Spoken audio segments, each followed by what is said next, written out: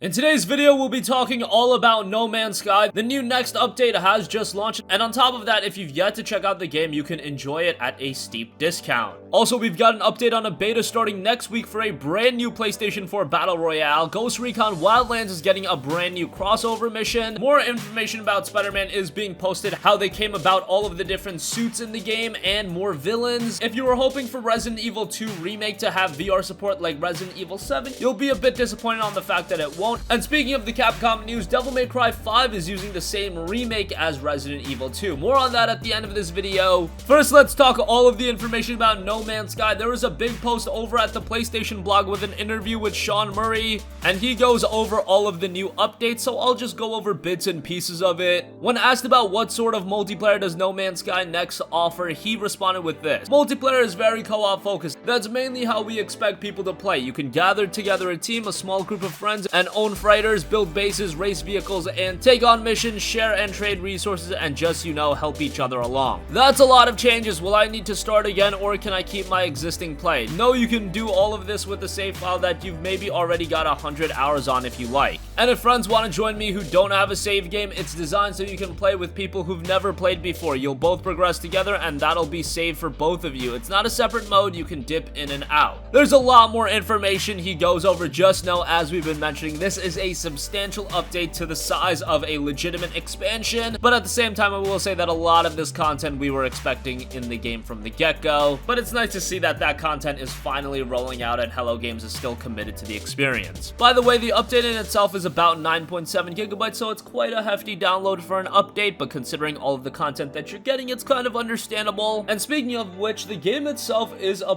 pricey experience. At least that's what I've been touting, but they've actually discounted the game to celebrate the launch of No Man's Sky next. So PS4 copies at the PlayStation Store are $29.99, $26.99 with PlayStation Plus, and I did notice that Best Buy has retail copies of the game for just $19.99, so that's a great price, and I would pick up retail copies ASAP because more and more people are going to want to check out this game. So actually imagine a lot of those copies are going to go out of stock, and the value of this game would actually go up. But nonetheless, it's great to see No Man's Sky becoming that experience we initially had expected it to be. After that train wreck of a launch 2 years later, it is finally becoming what we wanted it to be.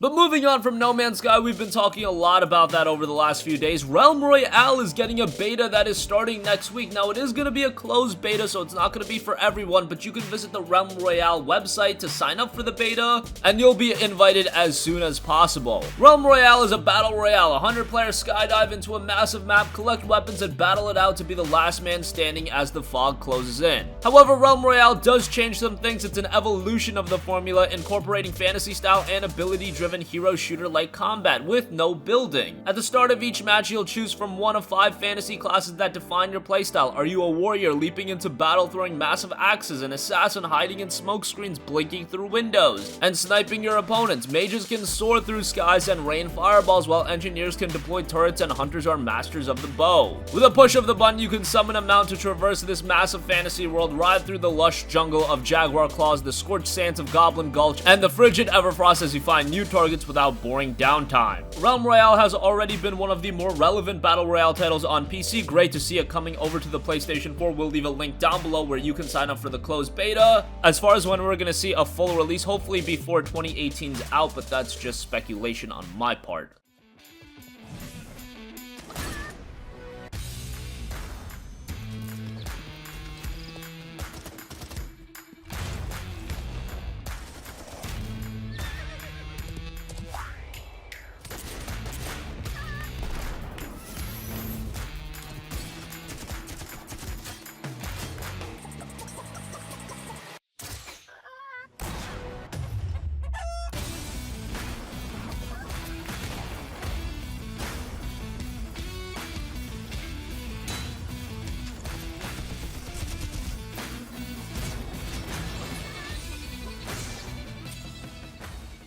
Next up, Ghost Recon Wildlands is another game that had a bit of a rocky start, but Ubisoft has also stayed committed to this experience and made it better and better, and now we've got a new crossover mission, and exactly, it's a Rainbow Six Siege crossover mission. The free Special Operations 2 update kicks in today, and it adds a slew of new content. There is an official trailer out, and that kind of goes over everything that'll be coming. On top of the new missions, there's new Ghost Wars content and the PvE component Ghost Mode. So if you've been playing Ghost Recon Wildlands, it's an absolutely free update, and if you dropped out of the game, maybe this is a reason to go back and check it out. Kavira did this? You better hope she's in a good mood when we find her. Tell me everything you know. Tell me everything you know! Fucking devil killed us!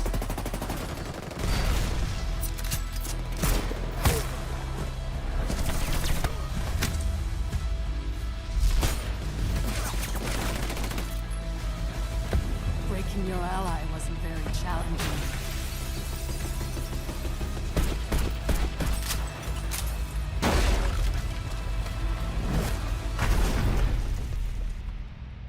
But I found ways to have fun. Next up, let's talk a little bit more about Spider-Man coming out of San Diego Comic-Con. So much about the game has come out, and I've got some specific quotes going over how Insomniac came to the decision of what to include in the game. First up, let's talk a little bit about villains. This comes from Jacinda Chu of Insomniac. She said, quote, "One of the first things we do when we design a villain is look at the history of what's already been done before." So Electro is a really great example. With Electro, he's green and he's yellow, but he's also got this giant star head. It's one of those things that's really iconic about Electro. But we need to modernize it. So if you look at Electro, you see we kept that star mask, but now it's a scar on his face. We also kept the green and yellow and modernized him by giving his powers a reason for being. That's how we go about designing all the villains. On top of the villains, what was also talked about was the various costumes that Spider-Man has. Insomniac actually revealed that there was originally 60 possibilities that they weaned down from in terms of what costumes to include. Quote, "At one point we printed out 60 different pictures of suits and we just spread them across the table and we started doing yes, yes, no, no, maybe, etc. We tried to find a good mix of the favorites and maybe some more surprise ones." Spider-Man finally launches exclusively to the PlayStation 4 on September 7th. Remember, they did just recently reveal an exclusive PlayStation 4 Pro console that quickly went out of stock on Amazon, but if you go to your local brick and mortar, you might be able to pre-order one. Moving on from that, Resident Evil 2 is one of my personal most anticipated games of early 2019, and considering all of the games that are coming early 2019, that says quite a bit. And maybe some of you, after playing Resident Evil 7 through PlayStation VR, maybe you were hoping that Resident Evil 2 would have VR support, but that unfortunately was confirmed to not be the case. Here's what Resident Evil 2's producers said about a possible VR mode. Quote, "We're not thinking about VR support currently. Given the camera perspective, over-the-shoulder choice would mean that VR is not the best way to present the game. VR doesn't match the vision for us." So that is a little bit unfortunate, as I touted Resident Evil 7 as one of the premier VR experiences. It would have been great if Resident Evil 2 at least had the option to be played in VR. Yes, maybe it wouldn't have been the optimal experience to play this game, but if the option was there, that's something that would have been nice. But if it didn't really lend to the game being improved upon, I could see why Capcom didn't want to invest resources in adding a VR component, and I guess we'll have to accept that for what it is. Speaking of Resident Evil 2, speaking of Capcom, Devil May Cry 5, another Capcom property, is using the Resident Evil 2 Remake engine.